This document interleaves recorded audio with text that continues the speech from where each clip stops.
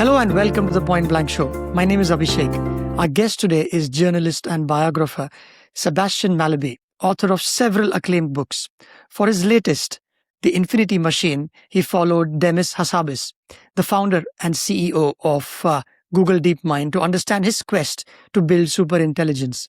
In 2024, Hassabis was awarded the Nobel Prize in Chemistry for his role in creating AlphaFold, an AI system that can accurately predict the 3D dimensional structures of proteins, which are the fundamental building blocks of life. Over time, he also went deep in AI, and his ambitions were not just constrained to making money, but far more. And as Sebastian puts it, it was for the thrill of science. Sebastian, thank you so much for joining in. So great to be with you.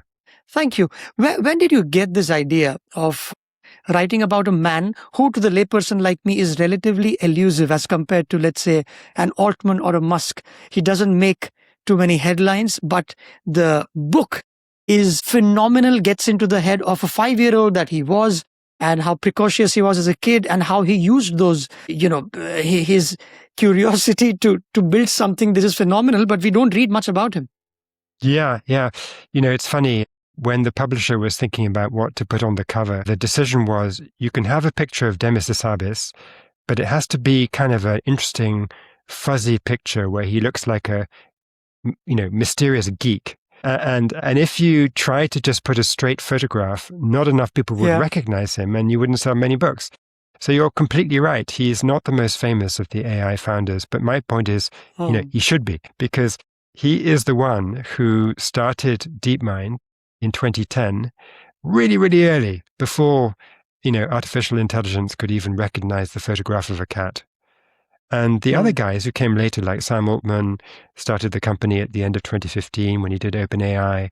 So he was really derivative of Demis. Demis was the original, other people copied him. And that's why I chose to write about Demis. And you followed him for nearly 3 years. You've known him, or you met him for the first time back in 2010. So you've seen the arc, the growth when AI was hardly a household name that everyone from my mom who has any little to do with technology knows about. So you've followed him for a while now.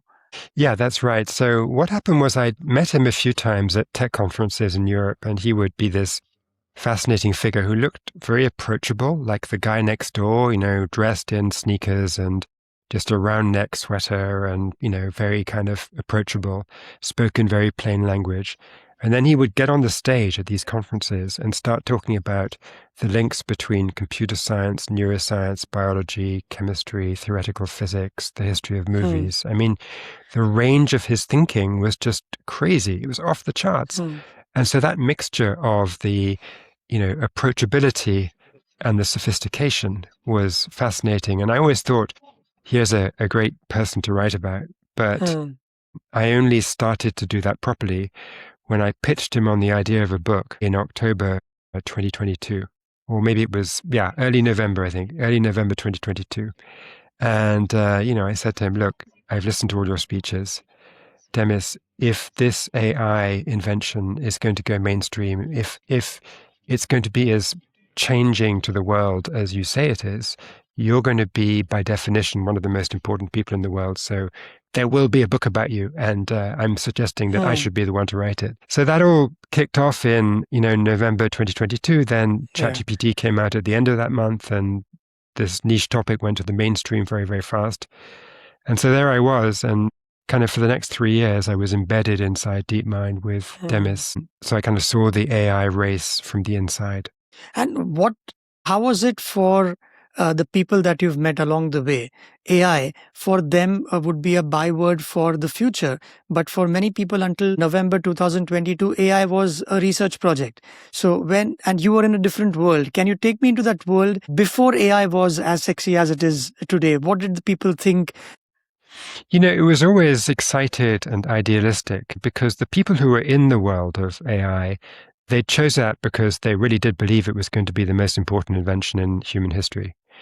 And so there was always this starry-eyed sense of it. I think the thing which has changed is that it went from being really blue sky exploration, where you had no idea, where the sort of early signs of success with AI would come from, right? So Demis did a PhD in neuroscience because he wanted to understand human intelligence in order to have a basis for thinking about machine intelligence. But it was super eclectic. He brought in the early DeepMind hires, there were kind of probabilistic mathematicians, people who understood deep learning. At the time, that was just one field. It wasn't the field. People who thought about reinforcement learning, other neuroscientists who thought about intelligence more generally. And there was this kind of, melting pot of different approaches. Whereas today, if you look at AI and you look at the labs, there's sort of an agreed approach. And for the most part, people are, scaling an existing breakthrough as opposed to searching around excitedly for how it could even start to work. And were you surprised by the speed of development in this sector? The reason I say that is when I was in college, the things that we would get excited about is when Microsoft Word would have the red squiggly line to spot a spelling mistake. And we said, hey, I was in 11th grade. I said, oh, look, it can do that. And now when my son, who's 7, he will not know what it is to live in a world without AI. So it's hard to get my head around it, but you've been entrenched in the subject for a while. Does that surprise you? Yeah, I mean, Demis would say the progression so far is not only natural, also there'll be much more progress in the next 3 years. And that will be natural too. And, he talks about mining asteroids, which is just a phrase that he throws out, but it's indicative of this notion that we're going to conquer space, we're going to conquer all kinds of things that we haven't imagined. And, medical acceleration of pharmaceutical research, that's just beginning now. And, over the next 3 years or something, probably it will really accelerate big time. And what I like that you've done in the book is you've gone to the reasons why Demis wanted to build his AI, because everybody has their own reasons, some to make money, splash. But you say that he was never motivated by power or manipulating people. What motivated him? What were a couple of his goals that he wanted to do this in? He looks to be steeped in science. Yes, that's right. So I think scientific curiosity is genuinely the main thing. He really, really wants to understand theoretical physics, the nature of what he calls the fabric of reality. And this isn't just sort of an intellectual curiosity; it's sort of a visceral, impulsion. I was talking to him one time in a London park, and he was describing how he works 2 shifts every day. He does a normal day in the office, and he comes home, has dinner with his kids, and starts working again in his home office upstairs. And so from about 10 p.m. till 4 a.m. he's doing science. And he described to me, reading these papers at 2 a.m. and having this sensation that reality was staring at him in the face and screaming at him that it needed to be discovered. And that if he could discover it, understand the patterns that explain how nature is, he would be getting closer to his description of God, his version of God. And so there's like a quasi-spiritual drive that is pushing him to discover artificial intelligence that can then help him to unravel scientific mysteries. I think, to be fair, one should also say, he is motivated by the desire for fame. He certainly has ego. He would like to be the person bringing AI to humanity. So there's a kind of messianic quality there. But it's really that sort of messianic quality in the service of scientific curiosity, as opposed to trying to have, temporal power, like, worldly power, political power. He's not interested in that, or really, he's not really interested in money either. And how would he deal with times when he was younger and he still had that drive, and that's where it came from, maybe a little more brash than what he would have been as an older person? And when he talks to people, his professors, you write in your book where Patrick Wilson, the head of computer science and AI at MIT, who you write called Deep and Reinforcement Learning is Nonsense. And it only made him aware that, okay, the experts don't know it. That means the idea is original. That only made him stronger still in terms of his will to get to the next step. Where does that come from when nobody else believes in the vision that you have and you don't doubt yourself for it? Well, I think for Demis, it begins with his childhood. He was a chess prodigy. He grew up in a family that was fairly normal family, immigrant parents to London. And it just turned out that when he was 4 years old, he could look at a chessboard, watch his father play, and just understand the game almost straight away. And by the time he was, 10, 11, 12, he was sort of on the youth circuit playing chess, captain of the British team, second best player in the world for his age group. So he was really, really good at chess. And that was sort of his path out. He earned enough money by winning chess tournaments that he could buy computers. Then he taught himself to code, and then he got into coding and then to AI. But the way that sort of early life story involved a lot of, kind of individual isolation. He was cleverer than his parents. So from a young age, he was kind of teaching himself and deciding what he would do, earning his own money. He wasn't really depending much on his teachers at school. In fact, he would drop out of school for an entire year sometimes and just teach himself what he wanted to know by reading a few books. But basically, he'd be focusing on chess. And so that mode of upbringing, which was very, very competitive because the chess circuit was vicious, right? You had to have these wooden planks underneath the table so that one kid wouldn't kick the other kid to destroy his concentration. So it was tough, very competitive, very driven, and very kind of, you teach yourself. He was an autodidact. And I think that's how he came up with this, huge confidence in his own ability to get where he wanted to go, and a very differentiated vision of where it was he wanted to go. He was just super original in, the idea that you wanted to build powerful artificial intelligence he had this view when he was in his late teens. And so this was like 19 years before ImageNet, which was the time when AI started to work in 2012 by recognizing photographs of cats and so forth. So 19 years before it worked, he believed it was going to work. It's amazing. But I think it comes out of that strange childhood. And also to be able to dust yourself off and move on to new things is also one repeated theme, because you write how he founded Elixir, the video gaming company, and that itself was quite a ride. And then he decides to go back to do a PhD in neuroscience after the company folds, and throwing himself at something that will engage him. And he does not have a background in biology, nothing about how the human brain works or chemistry, and yet he manages to convince the best and get that piece done. So the ability to forget it in cricket, Sebastian, in India, it's a big game. So what we say is, when a good batsman is someone who will forget that he played and missed the previous ball and focus on the next ball so that it does not mess with his head. And it seemed very normal for a guy who's a genius, because geniuses are not used to fail. So how does that, was that something that came naturally from your conversations with him over time? How did that work in his head? Yeah, I think he had this unbelievable self-confidence that he could solve anything. And again, that kind of comes out of having been able to do so well as a young child and, beat literally every other young person in Britain at chess and everybody but one in the world. And when you can do that, you have a high regard for your ability. So, a setback is just sort of doesn't show that you're bad. It just shows that it's a bit difficult, but you'll succeed next time. And, I think also in the lifestyle of playing chess, you're going to lose some games. He played often in tournaments where he was up against adults and he was only 12. So of course he lost some of those games, but he picked himself up just as you described. So maybe that cricketing instinct was also from chess. Yeah, and some of his, the bar that he had was also high, right? Because I think when a colleague would come to him, whether at Elixir or then later at DeepMind, with a solution, by saying that, look, this is the best that the industry can do and we've beaten the industry to it, he would say, no, I want to solve the problem. It's not like we just have to be better than others, but I want this problem solved. So can you give a couple of instances, so that the listeners could relate, like when it came to problems that were as difficult as they were, but he wanted them solved, not just be better than others?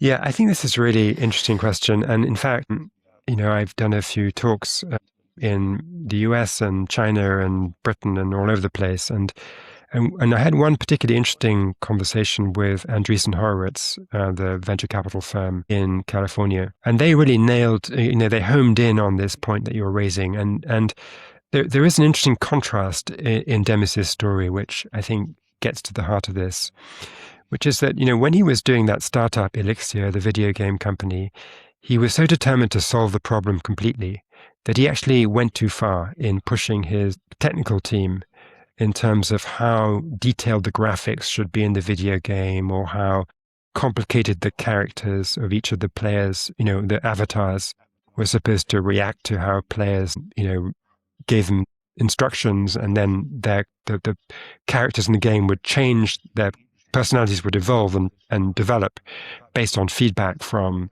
the player. So this was extraordinarily ambitious for kind of 2003, 2004. And Demis pushed too far, and ultimately the game kept on being delayed. It was very hard to ship it because he was too ambitious. So he burnt out the whole team by pushing too much. But then there's a contrasting story later where, he's at DeepMind. He's trying to solve this problem of protein folding, all the shapes of proteins in nature. How do you predict them? And the leader of the team is a guy called Andrew Senior, who reports to Demis. And after a couple of years of work, Andrew says, look, we've now built the best system in the world for predicting proteins. But we haven't solved the whole problem, in the sense that our predictions are not yet accurate enough to tell a pharmaceutical researcher the precise shape of a protein, and therefore what kind of compound would bind onto that shape if we're trying to design a medicine. And so, but we are the best in the world, so we should declare victory and move on. And Demis said, no, just as you said, Abhishek, at the beginning, just being the best is not good enough. I want the problem to be solved. So this was sort of an echo of what he'd done earlier with the video games I was describing, and possibly he was going to be pushing too hard and burning out the whole team and just wasting everybody's time. So to make that judgment, what he did was he sat with the AlphaFold team, this team working on protein shape prediction, and he listened to the conversation among the scientists, and he determined that the flow of the ideas among them was what he called fluid. High fluidity of ideas being exchanged was an indication that there were more avenues that the research could go down, more things that could be tested out, and therefore it wasn't time to give up yet. And so based on that ear for fluidity, he pushed ahead, and in this case it worked. And sure enough, that's what generated the Nobel Prize that he shared in 2024. And I think for any startup founder who is doing deep tech, this story is relevant, because it's about, when do you push too hard? How much pushing is enough? How ambitious should you be? When do you declare victory and move on? These are difficult judgments. And I think that point that Demis makes about the fluidity of the ideas is worth keeping in mind. That's a phenomenal story, because to put that in perspective, I was watching one podcast of Mr. John Jumper, who also got the Nobel along with Demis, where he was part of his team, and how you've also written how Dr. Jumper would sync his sleep schedule to match that of Demis's, so that at 3 a.m, they could, exchange texts and figure out ways around it. So the work ethic of the team is as important. Yes, that's right. Absolutely. I spent a lot of time with John Jumper, and I must say, one of the interesting things with John is that he's a reminder of how special Demis is, in the sense that, they're both geniuses, but Demis is very easy to understand. John is very, very challenging. And in terms of culture as well, how does a Demis get his team to see his vision when experts in the field don't understand the subject? Yeah, I think the vision is something that really people do respect him for inside the organization. That if he says, look, I think it's the right time to push on protein folding, people remember that he has form on this. He had the right judgment about when it was time to push and do, the AlphaGo system that defeated human players at the game of Go in, big match in South Korea in 2016. There was a series of things that he judged correctly. And, he has this ability to lead people because he does have that judgment. He understands the detail of the technical work, but he also has the big picture about, which avenue to push on. And on that point, I quote you from your book you say that the idea at the time was to build a computer version of the human brain which could handle the subtle functions that Hassabis had studied for his PhD, such as memory and imagination. Now, again, for a generation growing up to Microsoft Word doing that squiggly line, and he thinking what he did, how did he go about translating this into action? Because eventually you also read, and I like this line from your book, where even scientists see in software products, what happens, you can test them. You have a desired result, and then you have the actual result. You compare, you push it to market. But you write somewhere else that scientists who built them, these reinforcement learning models, often sounded like surprised parents. Look at my child, how my child is saying so many extra words this week as compared to the week before. That is such a beautiful analogy. So how did he go convince VC during a time when AI again was not mainstream? Yeah, absolutely. Well, he raised money for DeepMind in 2010, and as I said, 2012 was the year when really, modern AI began.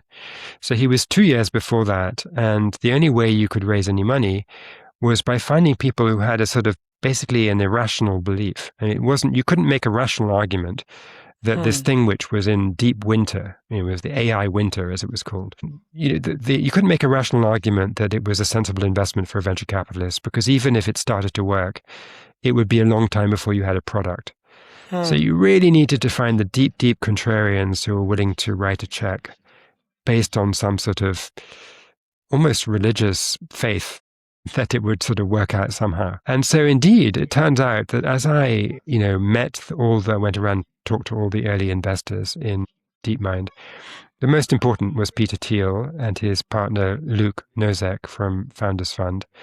And Peter, just is the most contrarian investor in Silicon Valley, and almost does things precisely because nobody else believes in them. So that's a sort of irrational, semi-religious sort of outlook. Luke Nosek is this kind of puppyish enthusiast who falls in love with founders and thinks they're just amazing, and then kind of suspends judgment after that. And he did that with Elon Musk very successfully. He did that with Demis. There are a string of other people he did it with we've forgotten about because it didn't work out.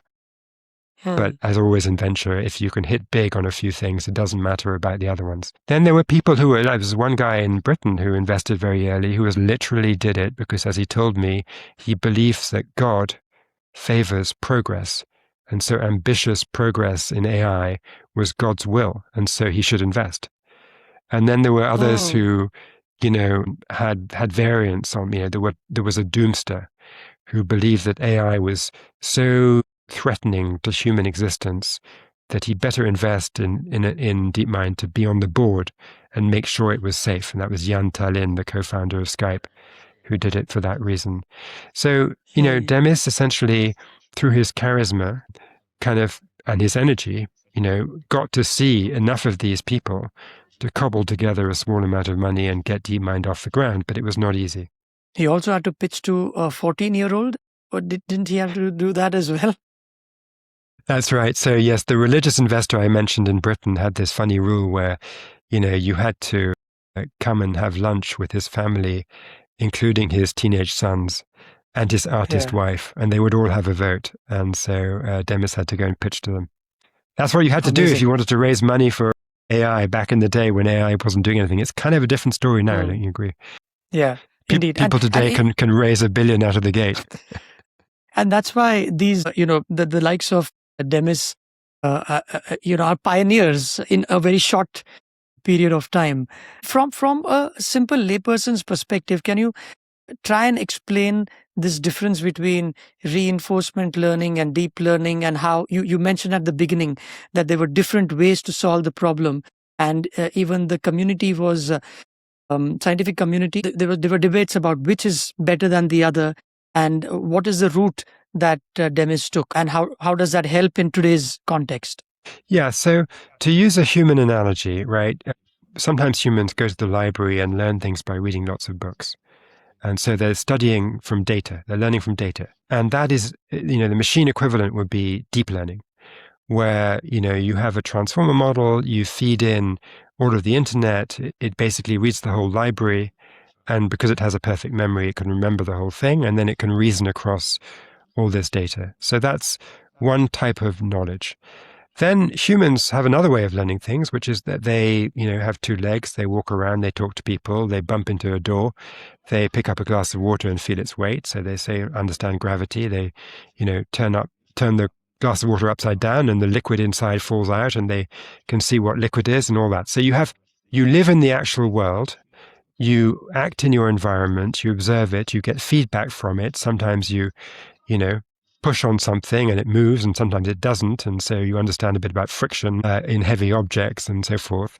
So there's a machine learning equivalent of that acting in the world, learning from experience, and that's called reinforcement learning. And so the idea is you have, it could be a simulated environment like an online game, and you have an agent that is taking an action. The online game environment gives feedback. You either get a point or you don't get a point. And that feedback tells the system a little bit about what action is useful and what is not useful. And over millions and millions of iterations, the machine becomes very good at acting in the environment. And, initially with DeepMind, they did these Atari games where the machines learned from scratch to play various different video games, fairly simple ones at the beginning.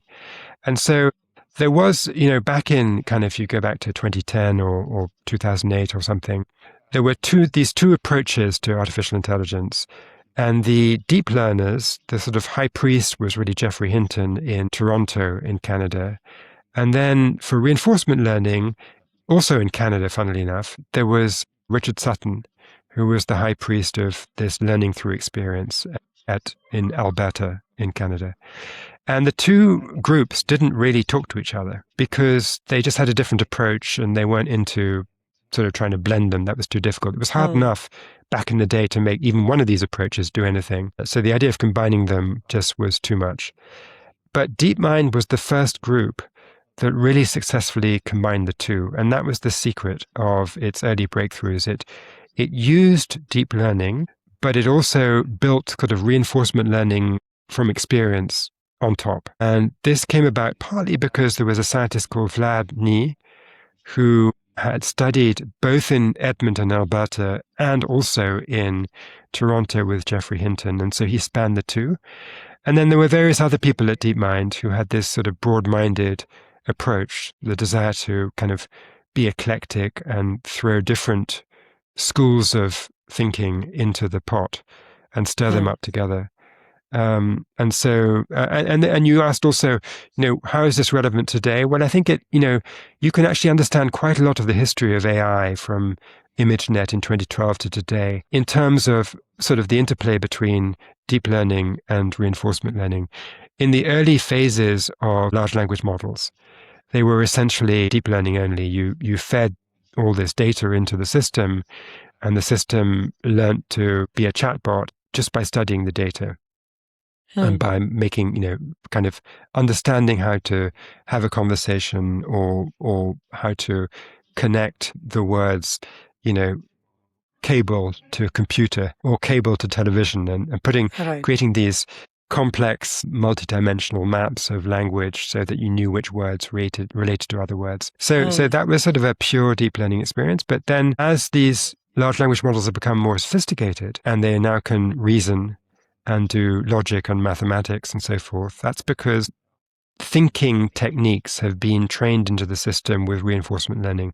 Feedback from experience has been important. So again, it's a combination of the two approaches that really yields the best results.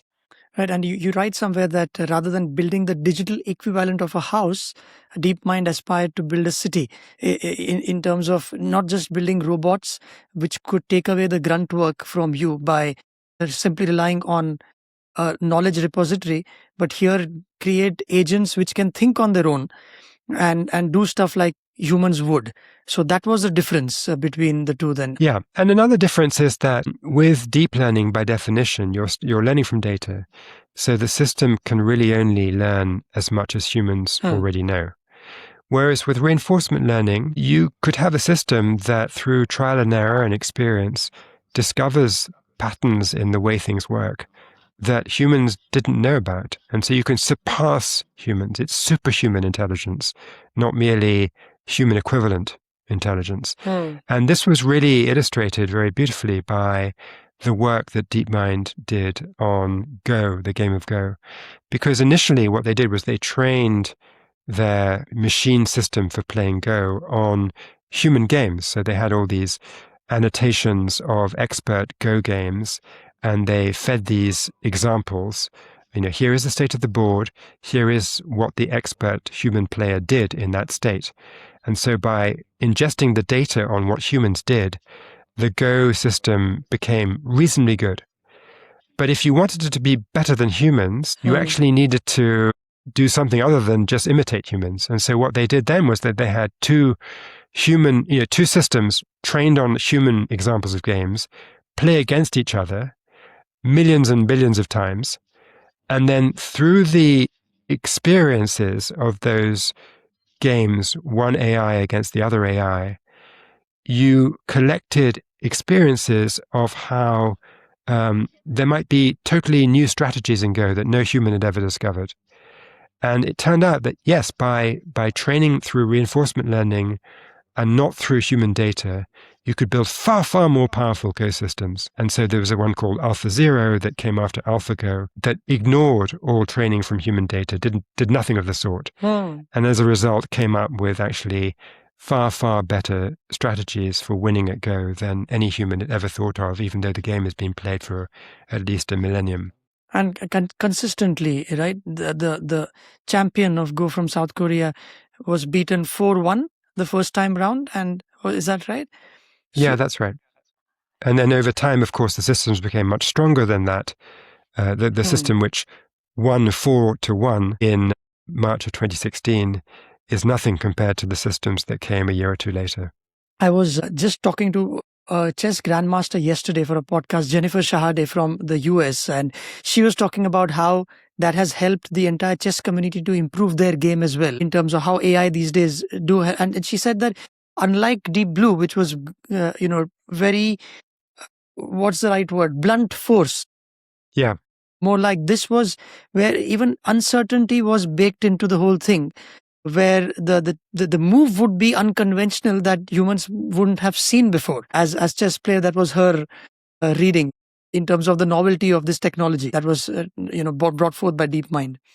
Yeah, I mean, that's a very familiar reaction from chess experts. I mean, Garry Kasparov, who was the best player in the world, the guy who was defeated by Deep Blue, sort of resented Deep Blue because it had this brute force way of, it would just basically crunch through all possible combinations that the system could play in a given board state.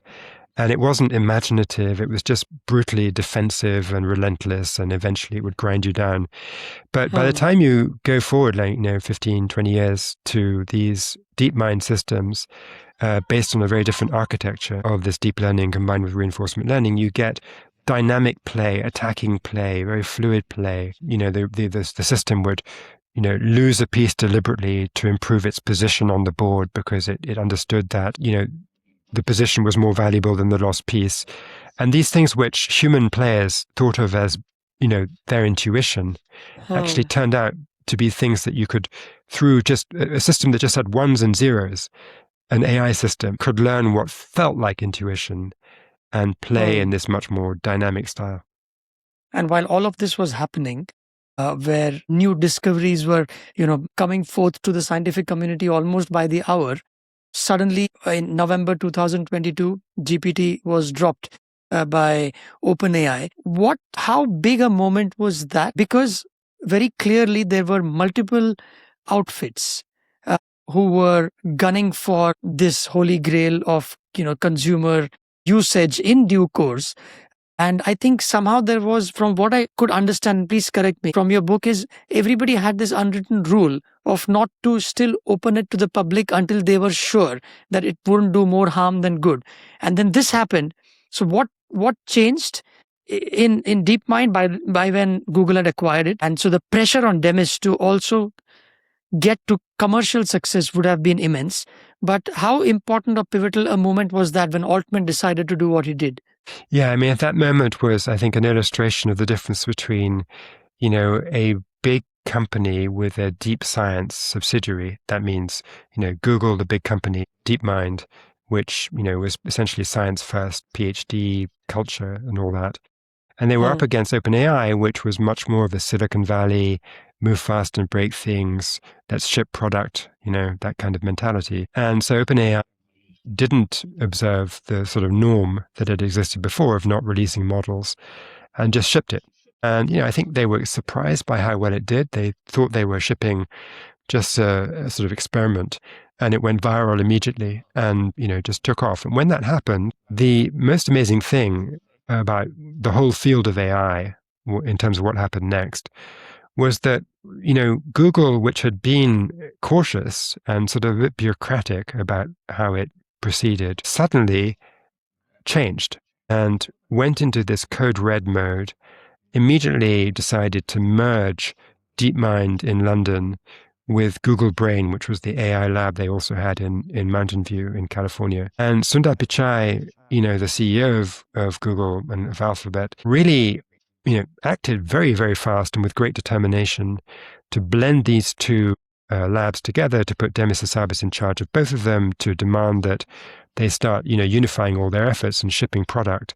So he went from caution about releasing AI products to determination to really jam them out the door as fast as possible. And so what we see is sort of a kind of defiance of the traditional wisdom about technology companies, where it used to be said, well, there's an innovator's dilemma for, big incumbents.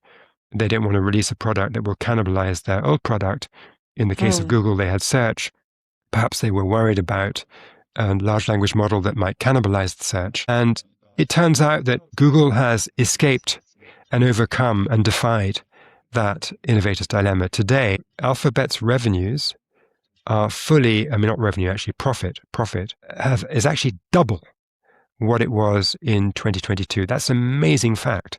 Instead of being cannibalized and weakened as search, died and was taken over by large language models, what's happened is that they've kind of augmented their search business such that more people click on links on Google search and people pay more per click than they used to. And hence the profits from integrating artificial intelligence into Google search are just enormous. And so just in business terms, that's been one of the biggest surprises of the last 3 or 4 years. And the whole thing played like uncertainty. You said it was like a code red at Alphabet, and there are a couple of chapters that read like drama, where you've got Musk, Demis, Altman, Pichai, Sergey Brin, Larry Page. You have the founders, the VCs, everybody getting involved, and each time there would be a scientific breakthrough in DeepMind, there would be a release to the customer from Altman, which would suddenly dampen the mood at DeepMind, saying, hey, look, we've done such great things, but nobody's noticing. That would have been tough. Can you give a couple of examples where that happened, where the scientific breakthrough was being, shown by the consumer releases or the shipping that Altman would do? Yeah, so what happened was that, as we were saying, ChatGPT came out in November 2022, and by the end of 2023, so a year later, Google DeepMind was ready to ship its first kind of iteration of Gemini, which is the competitor model. It had done a not very good model before called Bard. That was a disaster. The Google price, the stock price, fell, I think, 7% in one day because it was rubbish. Then they picked themselves up and they started to work on this Gemini thing, and they shipped that at the end of 23, and then in spring of 24 they shipped the 1.5 version of Gemini. And in both of these landmarks, what happened was that at the same time as they shipped, Sam Altman deliberately just tweeted about some plans to do something in the next kind of couple of months at OpenAI. He would just attract enormous attention and buzz by saying, well, we have a video model, stay tuned, we're going to have AI video generation, and so he was sort of flagging Sora without releasing it, and that was getting more attention than Gemini 1.0 or 1.5. And so it showed how, I used to go to Silicon Valley periodically while I was writing my book about DeepMind. DeepMind was in London, but I would go check in with friends at Sandhill Road because I'd written a book about venture capital. I had lots of connections, and I wanted to sort of see that side of the story. And people would tell me, look, the game is over. OpenAI has won. They've got the mind share. They've got the buzz. And it turns out that they did have the buzz. They were able to eclipse proper product releases of Gemini 1 or Gemini 1.5 just by tweeting. But in the end, Mindshare doesn't actually deliver results. You have to ship the best product. And by end of 25, Gemini 3.0 was better than any OpenAI model. Where does Demis go from here? What are some of his priorities? And it still is not in the minds and hearts or in the living rooms. Is that something that he wants to take his product in, or it's different? The goals are different, and someone like me is missing the point altogether. I think one important point to make is that the model is being used much more than we realize, right? Because Gemini, the app, is actually much more popular than it used to be. I think there are 900 million users, which is the same roughly as GPT. But then in addition, there are two big things in Google's favor. One is that Gemini is embedded in search. And so you have AI mode and AI overviews in search. Second is that already all Android smartphones have Gemini, and they've done a deal with Apple so that all iPhones will have Gemini as the default LLM. So I think Demis is feeling pretty good about the usage. It's by far and away the biggest, most popular, large language model for consumers, even though we may not realize that. But I think he has other ambitions too. And maybe I'll just mention one, which is to push the drug discovery field further. And that's, being done by building on top of AlphaFold. And, they've got what they basically now call AlphaFold version 4, which is an attempt to just build up a platform for AI-driven drug discovery. Amazing. And the last one is on the book itself, the writing process that you had. And also you've spoken to so many people.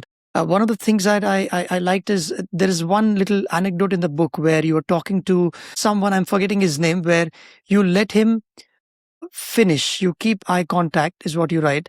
And you hope that he continues. That's Mr. Legg, who was the soulmate, so to speak, of Demis during the younger days where he understood AGI, or he coined the word. Now, the importance of not letting silence from your respondent come in the way of a little more reveal from the other side. How important is it? Because in today's day and age, do you think journalists are a little too eager to get more and more things out of their interviewees that they miss, getting more by not talking too much? So what are some of the good interviewing techniques that you need to do to get a book like this? And you've written several, so I could probably learn from that if you have any suggestions. Yes. I mean, I think the most important thing is to have lots and lots and lots of time with the sources so that they really open up and really tell you things that they haven't explained to anybody else ever. And so you have differentiated insights in your book. Now, how do you get them to talk for a long time? Well, it's pretty simple. You just have to do a lot of homework.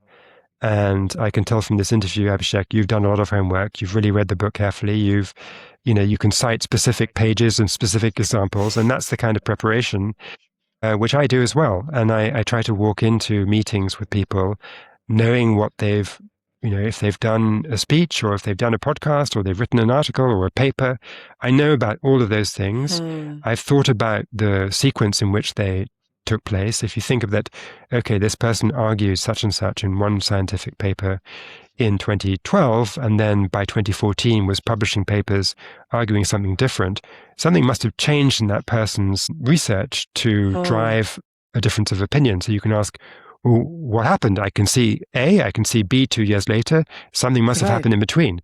And I think just by, that deep research has two functions. You ask better questions, but also you just sort of win the trust of the person you're interviewing. That you've shown that you've done the hard work of preparing and you've taken them seriously and not wasting their time.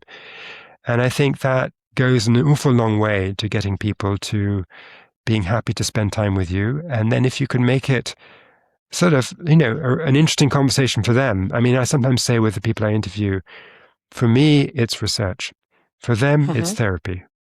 It's therapy because they are talking about thinking aloud about their past experiences, their intellectual journey, how their ideas have developed over time. And that is satisfying for people, and it's sort of healthy for them because they understand their past better, so that illuminates the path ahead. So these are some of the ways I approach interviewing people.